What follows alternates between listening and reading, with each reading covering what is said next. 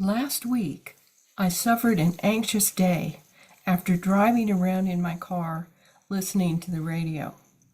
I had been on a news fast because I had decided to limit my exposure to the turmoil that had been roiling around our country. When I returned home, after hearing story after story, these stories mushroomed in my mind to expand to worst-case scenarios, and I experienced an unexpected rush of trauma to my mind and body. Then, right after that, Bishop Buddy's appeal to the president gave me a false sense of righteousness. Yeah, we can get behind her, fighting these injustices. I reacted. And then it became a battle of dualism. Right and wrong, friend and enemy, and I'm in the right group against the wrong group.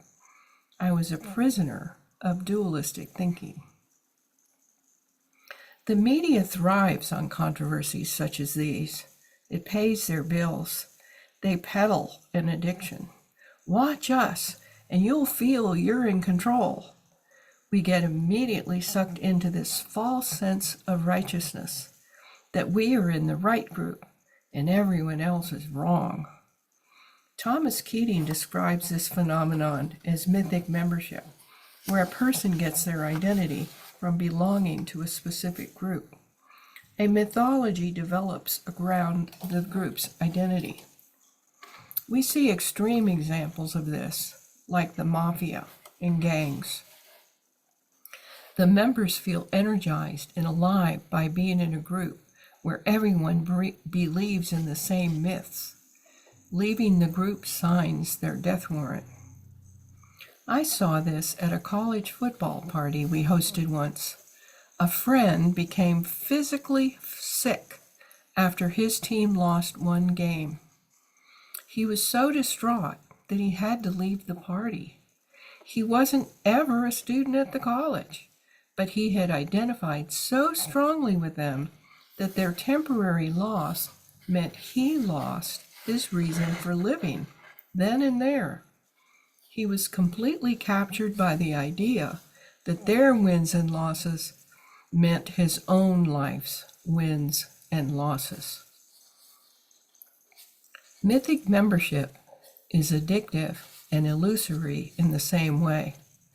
It covers reality about others with fictional backstories. We see it in cults and some religions. We can so easily get sucked in and feel good. So how do we break out of it?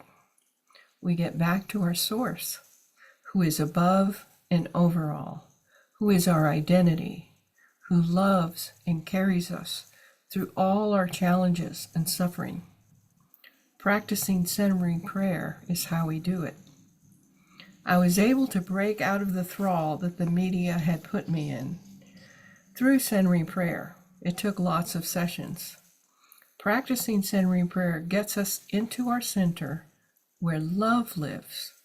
There is an oasis of peace where we know we are loved as we are.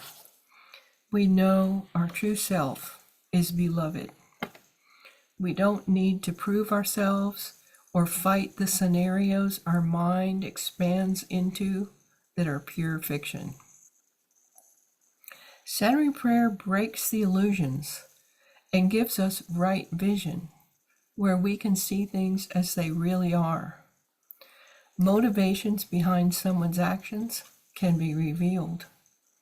We are receiving healing, knowledge, patience, as we consent to God's action and presence within us.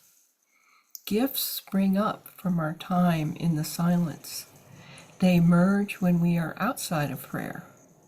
The more we connect, the closer we become. The more we are transformed.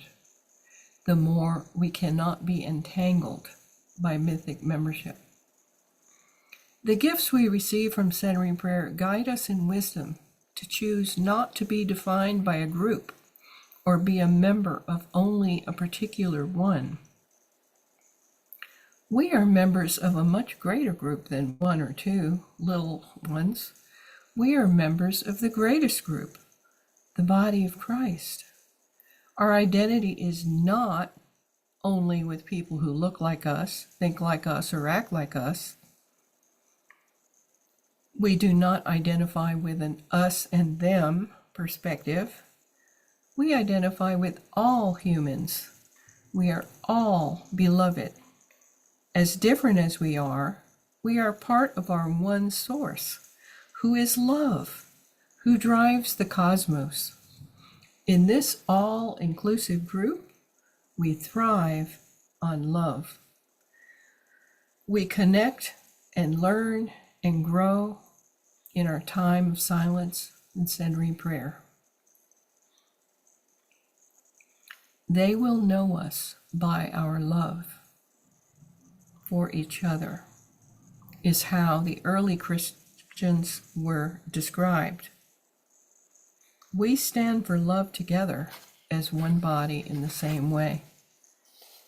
In centering prayer, we drink freely from the overflowing stream of love who heals us and makes us whole. Then, filled with love, we can only share it with our sisters and brothers because we see them as intimate beloveds. We can spread love and peace, sharing the good news with each other. We can be free from worries as carriers of love that is stronger than death, that dissipates all illusions of fear.